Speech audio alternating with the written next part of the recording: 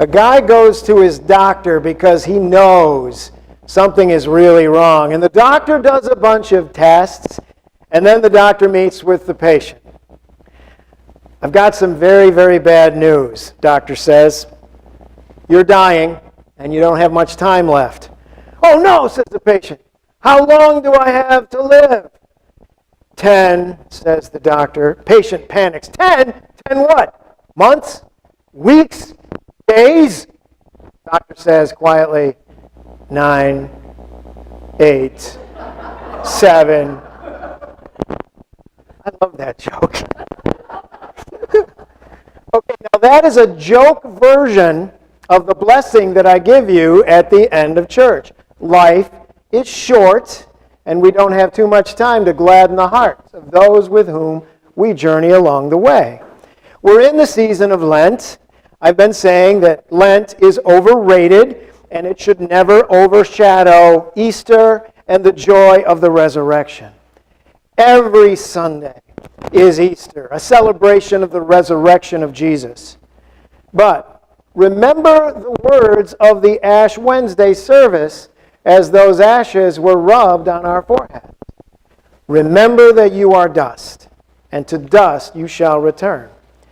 Lent is overrated, but it does have an important message.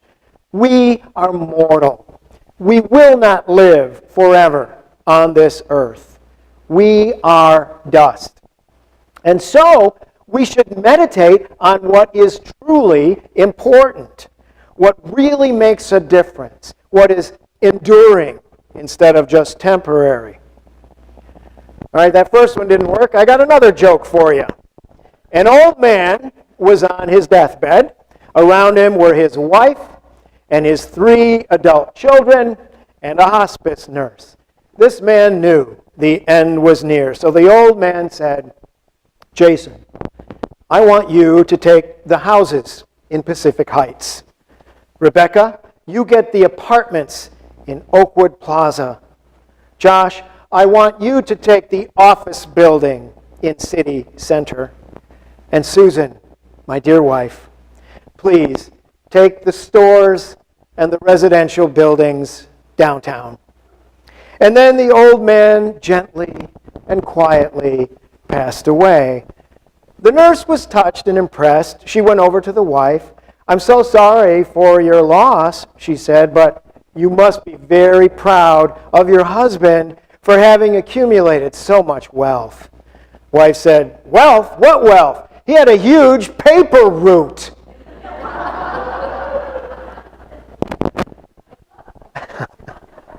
We tend to notice what other people have or seem to have, and then we make assumptions about their lives, like that nurse did. But here's some good advice during Lent or at any time. Don't worry about other people's money. First, you could be wrong, easily, very wrong, just like that nurse in the joke. And second, looking at what other people have is a distraction from your own life. It doesn't accomplish anything except maybe make you feel bad, or in other cases, falsely good. Stay focused on your own life and do the best you can with it. That is what matters. So here are some Lenten lessons from this silly joke. Focus on what you have, not on what you think is missing. If you pay attention to the things you love in your own life, you can appreciate how much is right about it and be less concerned with what someone else has. Focus on abundance, not scarcity. Remember, there's more than enough to go around. Just because someone else has something does not mean you can't have anything.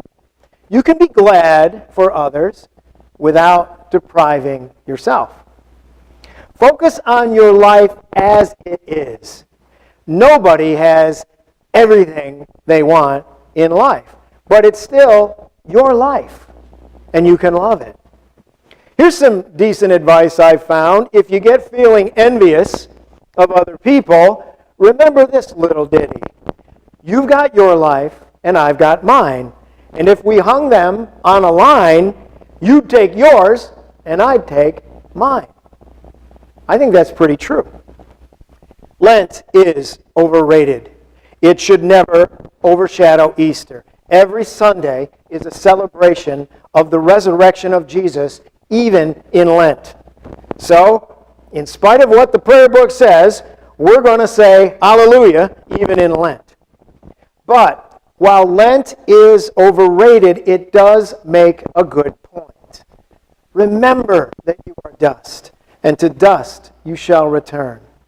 We are mortal. We will not live forever on this earth. Our time here is precious because it's limited.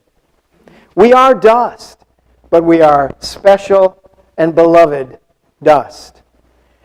I'm going to keep saying this because it never stops being true. Life is short. We don't have too much time to gladden the hearts of those with whom we journey along the way. So let us always, always, always be swift to love and make haste to be kind. When we do that, the blessings will flow back and forth between us, and the blessings will spread beyond us. And maybe, just maybe, the blessings can spread over all the world. Amen.